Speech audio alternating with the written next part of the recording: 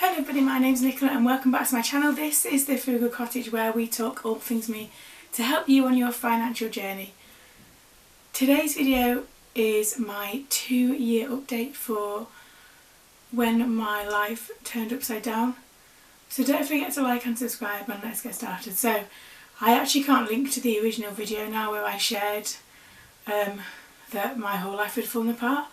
I had been made to take that down. However, there's nothing that stops me from kind of reflecting on the years since, and I'm hoping that for some of you, maybe you're in the journey as well, that hopefully it might give you some hope that things can change and things do start to improve. But this is the 2-year video, and actually it's been slightly over 2 years, but I thought I'd come in and talk about how I'm feeling now, what has happened in the year since the last one. I'll link below to the one where I put like the year mark as well, because I can link to that one, and then I'll talk about where we go from here. So if you're new here, 2 years ago my life changed within the space of like 2 hours, maybe 3 hours, and my whole entire world just fell apart. And so I disappeared from social media, from everything really, for quite a long time, and then I came back and kind of did a video where I said that I didn't think I'd ever have to make a video like this, and I didn't think I'd ever have to share, and I didn't,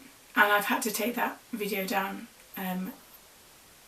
because I'd been made to. And so I thought I would share with you the process and how I feel now, 2 years down the line of when that happened. So the first year was very much about survival and about trying to navigate a very complicated and complex system by myself and with a very small group of people around me. And that first year was purely about surviving, about getting through, about figuring out what on earth had happened, and healing from that and helping my children heal from that, and going through lots of different things and lots of different emotions and lots of different processes. And 2 years later, you know, you can see I'm filming in a different place. I've got my own house, my children are with me, and we are working on building that safe, secure environment for them to thrive after what has happened. And I am so far from that point where it all fell apart, and my life looks very different now, even from a year ago. A year ago I was still living in a different house, I was still living in the same environment, yes, with the person removed, but the same environment nonetheless. So I thought I would kind of, I guess, focus on the positive first, because there were lots of positives that have happened in the last year and mean that our lives are definitely moving forward in a different direction. Obviously a different direction to before, but it's in a positive way. So the first obvious one to talk about is that I've now got my own home. I bought this house for me and my children. I've renovated this house. I've got videos about the renovation journey if you want to check those out if you've not seen them. And yes, there's still quite a lot to do, but I've got it so that we can live here and we can be kind of safe and secure and happy here whilst all the work goes on around us. So the bathroom's not finished, for example, the garden's just basically a pile of mud.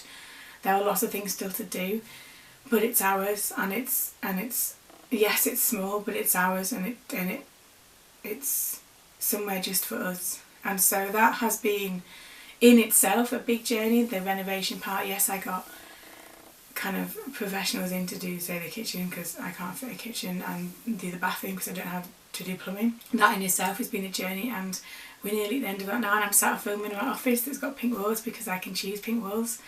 And so I've got all of that sorted in that respect, and that journey, that kind of aspect of having my own place and being able to choose just what goes in it and what it looks like is massive. And so I've done that, and that's been a really positive move and positive journey, and the boys have got their space and they've got their things. And yes, it's different to where we lived before, very different. We live in a very different type of place. The house we're in now is a 1960s house, and it's very small and compact, semi-detached house, and the environment that we live in, the environment that we are in, is very different, and it's a massive positive step in the right direction. I have seen the change in my boys. They're growing up so fast. I know when you have children and people say, you know, cherish those moments because the years go by so quickly, you don't believe them. But actually, over this period of time and them adjusting to their new normal, because their whole world has changed as well, it has been interesting to watch. Don't get me wrong, there's been some rough parts to that, particularly in the beginning. To see them kind of grow and navigate where they're going to be has been lovely to watch as well. And yes, there are still times where it's difficult, and yes, there are times when they can't quite put into words how they're feeling or what they're feeling or why they're feeling something, but that's all part of growing up anyway. They've just got an additional layer of complexity around that as well. But that's been lovely to watch, and I'm looking forward to seeing where kind of the next few years take them in terms of how they decide how they see things and how they feel about what's happened as well, and they can kind of make their own judgments on things, because I try to be very neutral. I don't talk about that aspect of my life any longer. I'm glad to not be in that. I'm glad to not have that entire family surround me all the time. I'm glad that they're not part of my life, and I get that my children see them, and that's fine. That's their part of their life that I'm not included in and I don't want to be. And that again has been a bit of a weird transition into something that is my normal, which I much prefer. So there's the house, there's watching those. I guess the feeling that as time goes by, I feel stronger about talking about things that I would never have talked about before. I am doing lots of reading around healing after trauma and how to listen to your children so that they can heal after trauma, and how to understand what happened and how it wasn't my fault. And I'm doing lots of reading around that and lots of talking to people about that, and I will always be a really proud supporter of Refuge and Women's Aid and charities that support women and children after going through things. And so I am being really mindful of how I word stuff, because there are legal things in place. I can't use certain words, and that is purely because certain people want me to stay silent, and that's not how life works, and I'm not going to be scared into being silent when actually talking about it is okay. And I know what happened, my children know what happened, and so it's just about being mindful of that. But again, the strength that comes from that, the strength of kind of being honest with yourself about what happened and how it made you know, how it made me feel and how it made my boys feel and how our whole environment felt.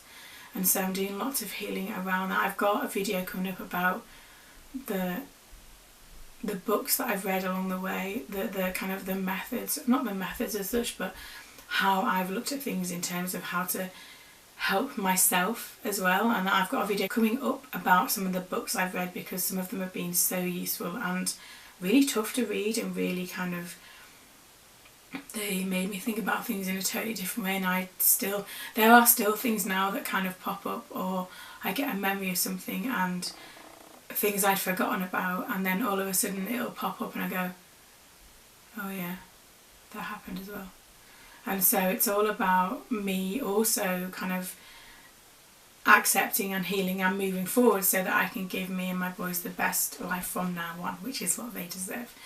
The overwhelming feeling of, and this is such a cliche, and so when people said this, especially in the first 6 months, it's not what you want to hear, but time absolutely does play a massive role in acceptance and of not feeling so bad, and of just making sure that you can continue regardless. And yes, that will always be part of my past, but it's not going to affect my future any longer. And until fairly recently, I would not have been able to say that, because I didn't see a way where I wouldn't always feel that I have been a victim of that and how to move forward from that. But working on all of those things combined means that time has played a massive factor, and it is, and it's so annoying when you say, oh well, you'll feel better in 6 months or you'll feel better in a year's time.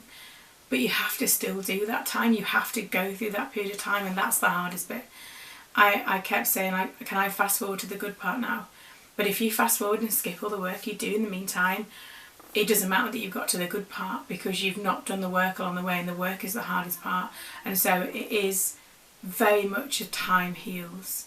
And I do feel that now. I do understand and recognise that I could not have been sat here in this position now 6 months after it happened, because I was still struggling to survive. I was still struggling to process, and I was still struggling to understand all of that stuff. But now I can reflect and look back, and it's not nearly as painful to think about, and it's not nearly as painful to process, and it doesn't have any hold on me any longer.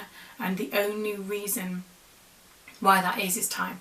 So that has been a massive, and I get now why people say that time heals, because it absolutely does. And although you don't want to go through it, and although some days are really, really difficult, and don't get me wrong, there are still days where it's really, really hard, and getting up and getting my children out the door and ready and get to work sometimes feels impossible, because I don't sleep very well anymore. I have recurring dreams that I wish I didn't have, and I find it very difficult to relax. But over time, I feel like I'm going to mention time quite a lot in this video, over time that should also settle, and that should also kind of disappear as the time goes forward. And the aims for the next 12 months, bearing in mind it's been 2 years now, but the aims for the next 12 months is purely working on healing me, because I need to be the best version that I can be, so that my boys get the best version of what I can be. So it is things like trying to work on my mental health, trying my best to work on my physical health as well, which has a massive impact on my mental health.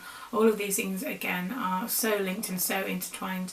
It's thinking about taking care of me and putting myself a priority, whereas for a long time I've been at the bottom. And as a mother, you also always get pushed to the side. And of course, my boys are my number one priority, and always have been throughout this entire process. They, in the end, were what triggered me to ask for help. And so, moving forward, my focus is me and my children, and building the life that we deserve. And the last 2 years have been about survival, then kind of just, I guess, like treading water for quite a long time. And now, finally, now that we're here, I feel like the next 12 months will be the time to actually heal and grow and move into our next phase of our life. So I've got a few videos linked to all of this coming up. One about the books that I've read, one about how to heal as a single mum on a budget, as a survivor. And I really cringe when I use the word survivor, but that's what we are. Me and my children are survivors. And the more I feel comfortable in saying that, means that I'm giving power to me as that survivor, and not giving power to someone else in the scenario. And we are survivors, and hopefully when I film this in 12 months time, I'm going to be able to say that we're survivors and we're thriving, because I haven't reached that point yet. I haven't reached I feel okay with everything, and life is easier, not easy, but easier than it has been, because I do feel like sometimes I'm still treading water and I'm still keeping afloat, and that is to do with finances as well as anything else, because my budget is really tight all the time. And this isn't the video to go into that on, but there are things to look at changing in the next 12 months. So that is my 2-year update for when my world fell apart. And like I said, I can't link to that original video because it is no longer on my channel, but you can watch the yearly update, and hopefully you will see I sound stronger than I did in that one, and continue to be so. And these videos, these yearly update videos, and I'm not going to do them forever, but for now these are just as much for me, to look at how far I've come from the point where I thought my life was over to now, where hopefully it can only get better from now. So feel free to ask questions in the comments. I may or may not be able to answer them depending on what you ask. There are legal requirements around certain things, so I'm not allowed to talk about certain things on what is a public platform, and so I will answer them as best as I can if I can, and if I can't, I will say that I can't answer that. But my whole channel is about transparency and being honest about things, and yeah, normally that's just about money, but it's also about me and about being honest about what's going on with me. So thank you if you've made it this far. Comment down below with your favourite quote from a film if you've made it to the end. And as always, thank you for watching. Don't forget to like and subscribe, and I will see you again very soon.